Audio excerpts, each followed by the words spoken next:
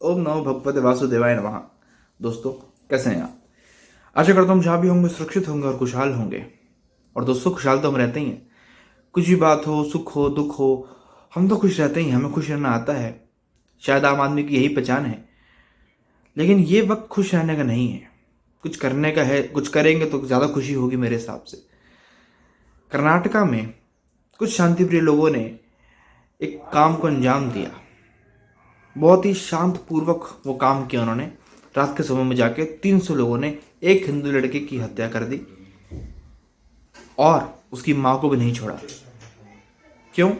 क्योंकि कर्नाटका में चल रहे हिजाब विवाद पर उसने व्हाट्सएप पे स्टेटस लगाया था। दोस्तों, ये बात इतनी बढ़ गई है दोस्तों कि अब खून खराबा होने लगा है कर्नाटका में। ये मुद्दा इतना बड़ा हो चुका है कि जानने लगा है दोस्तों, लोगों की, खासकर हिंदू लोगों की। हिजाब विवाद इतना बढ़ चुका है दोस्तों कि पिछले दिनों सरकार ने धारा 144 लगाई, कुछ मसला नहीं निकला। पुलिस ने लाठीचार्ज किया, कुछ मसला नहीं निकला। हिजाब के सपोर्ट में हिजाब पहन के लड़कियों ने स्कूल प्रशासन के खिलाफ जो है प्रोटेस्ट करी। उस प्रोटेस्ट के खिलाफ जो हिंदू लड़कों ने भगवा गमछा पहन कर प्रोटेस्ट करी है। तो कॉमनल मुद्दा बना चुका है इस्लामी संगठन इसको। वो कह रहे हैं कि महिलाओं का हक है। अरे महिलाएं कहाँ से हो गई हैं? 12-13 साल की बच्चियां।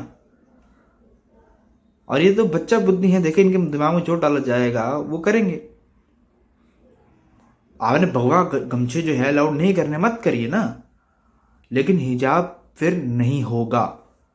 देखिए, अगर किसी को हम बोलें कि भाई वो रेस्टोरेंट में जो है हिजाब पहन के अलाउड नहीं है महिलाएं, तो वो गलत होगा। भाई ये तो स्कूल है, स्कूल के हिसाब से उसको काम करने आना चाहिए। और देखिए, इसी तभी हम कहते हैं कि इस देश पे यूनिफॉर्म सिविल कोड अब तक आ जाना चाहिए था। CNRC के बाद ही डायरेक्ट आ जाना चाहिए था 1 साल के गैप में, लेकिन नहीं आया।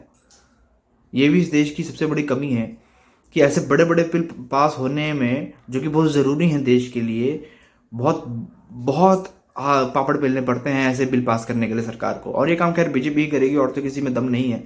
लेकिन बहुत जल्दी कर देना चाहिए था इनको, और अब बिल्कुल देर नहीं लगानी चाहिए। क्योंकि ऐसे विवाद अगर आज कर्नाटका में उठे हैं, जब वैसे भी हिंदू विरोधी ताकतें बहुत हैं साउथ इंडिया में, तो आपको पता है फिर तो फिर क्या राजस्थान में होने वाला है, फिर क्या आगे यूपी में होने वाला है, और क्या फिर बिहार में और सब जगह होने वाला है। और दिल्ली तो मेन है, जहाँ जहाँ बीजेपी की सरकार नहीं है ना।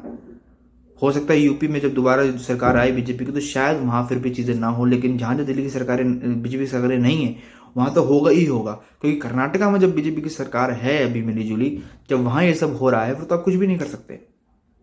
फिर तो आप वहाँ कुछ भी नहीं कर सकते सर। जब वहाँ ये सब हो रहा है तो यहाँ कैसे होगा? यहाँ कौन रोकेगा उनको? कोई रोकने वाले नहीं। पहली बात तो ये महिलाएं नहीं है। जो लोग जो है बड़े बड़े सेलिब्रिटी जो है आके जो है पोस्ट डालते हैं कि देखिए ये महिलाएं नहीं है, 12-13 साल की बच्चियां हैं। और दूसरी बात देखिए, अब मैं थोड़ा कड़क हो जाऊँ इन लोगों के लिए, हिजाब तो देखिए हम नहीं पहनने देंगे, चाहे जो मर्जी कर लें आप लोग, ठीक है ना। ये तो नहीं चलने वाला।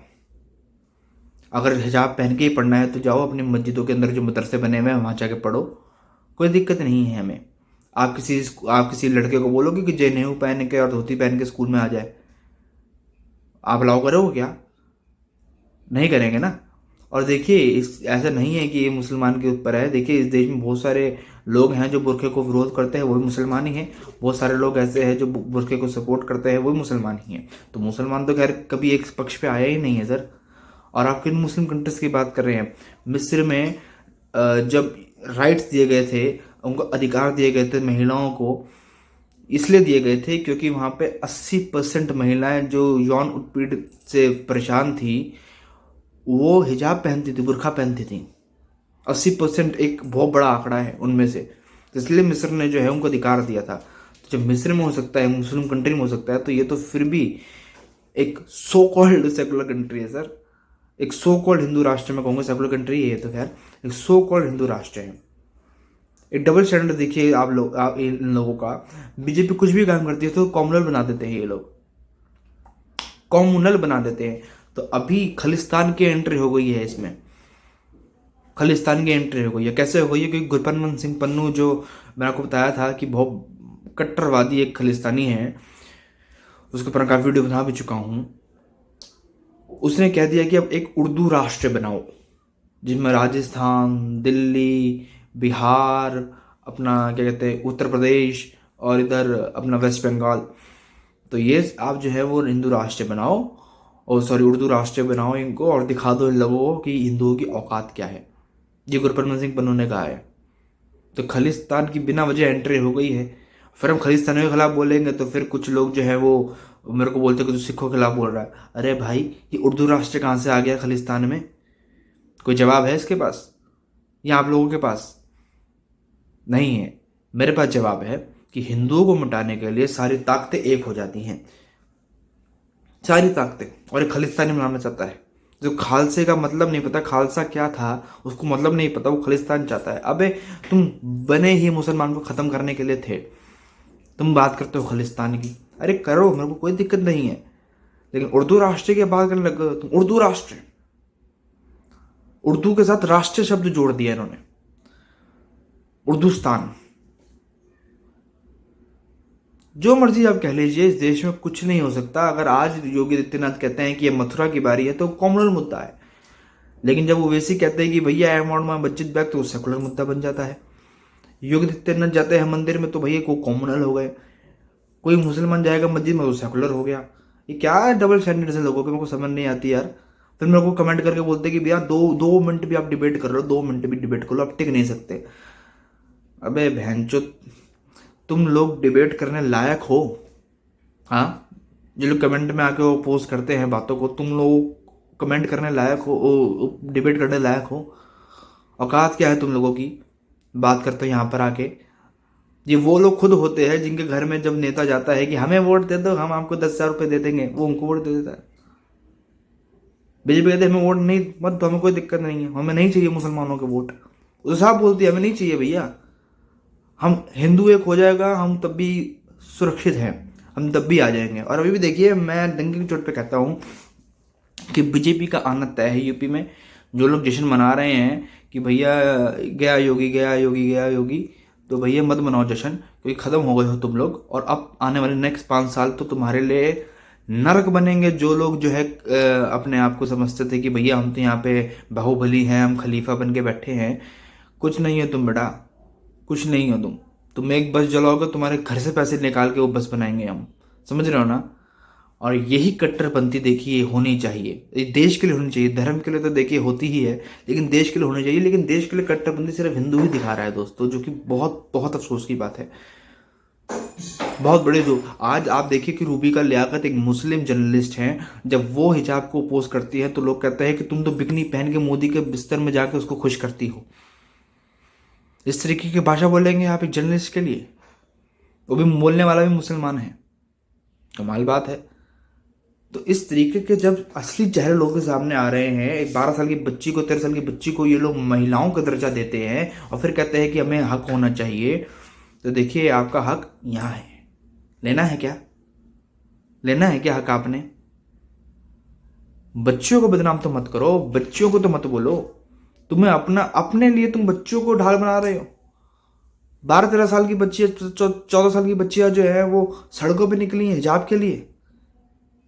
भैया ये स्कूल है, कॉलेज है, ये विद्या का मंदिर होता है, जहाँ सिर्फ शिक्षा होनी चाहिए। वहां तो किसी और चीज की जरूरत ही नहीं है, डिमांड ही नहीं होनी चाहिए। मतलब एक तरीके से हम बात करें, स्मार्ट स्कूल होने चाहिए, स्मार्ट क्लासेस होनी चाहिए, बच्चों को गैजेट्स देने चाहिए, हर चीज़ को जो है बच्चों को कोडिंग सिखाएं। हम 6 साल की उम्र में बच्चा कोडिंग सीखने लग जाता है आजकल। एक तरफ हम ये मुहिम चला रहे हैं कि बच्चा जो है टेक्नोलॉजी से जुड़े, कोडिंग करे, ऐप्स बनाए, लेकिन आप लोग अभी भी हिजाब पर अटके हुए हैं। हिजाब बनाओ, हिजाब पहनो। और देखिए हिजाब का एक मुद्दा मैं ये बात बोल ख़त्म करूँगा कि यहाँ तक सर ढकना अलाउड है। स्कूल ने कहा है कि यहाँ तक कोई चीज़ नहीं है, लेकिन जब आप ये चीज़ ही ढक रहे हैं, प्यारा पूरा ढक के आ रहे हैं, तो वो चीज़ गलत है। गलत है, बिल्कुल गलत है। कोई ये कहे कि हिंदू माथे पर टीका लगा के आता है, कोई ये कहे कि सिख तो भैया पग पहन के आते हैं। अरे भैया उनसे चेहरा नहीं छुपता है। स्कूल कह रहा है कि आप यहाँ तक पहन लो, कोई इशू नहीं है, लेकिन आप ये चेहरा ढकोगे तो वो चीज़ गलत है, और गलत है ही है। और सिखों में पगड़ी होती है, लेकिन मुसलमानों में आप समझें कि 53 मुस्लिम कंट्री हैं, कई जगह हिजाब नहीं है, कई जगह बुरखा नहीं है। टर्की में आपने देखा है किसी को वहाँ पे महिलाओं को हिजाब पहनते हुए नहीं देखा ना। देखिए 53 मुस्लिम कंट्रियों में से सबका अलग अलग अपना इस्लाम है, तो ये कहीं नहीं इस्लाम में लिखा है कि ये करो वो करो, समझ रहे हो ना। जहाँ इस्लाम में तो बहुत कुछ लिखा है।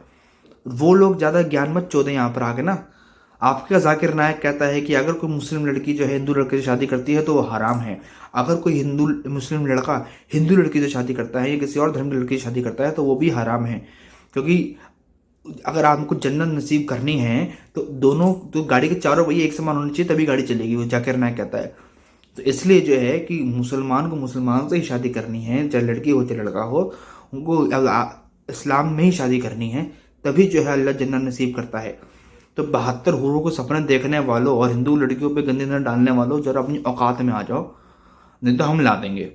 और एक बंदे ने तो यह कहा है सर कि हम 90,000 हैं मुसलमान यूपी में, तुम 40,000 जाट क्या उखाड़ लोगे।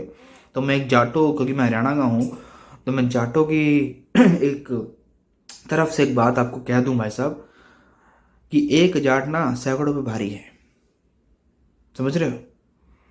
तो 40,000 जाट कितने में भारी होंगे जरा अंदाजा लगा लो। और अगर अपनी खुदवानी हो तो दोबारा ऐसे बयान दे दीजिएगा और थोड़ा अलग अंदाज में दीजिएगा, क्योंकि फिर आपके घर पे आके जाट आपको बता के जाएंगे कि जाट होते कौन है, समझ रहे हैं। चलते दोस्तों, जय हिंद जय भारत, अपना ख्याल रखिएगा और वैक्सीन जरूर लगवाइएगा। जय हिंद जय भारत जय सनातन।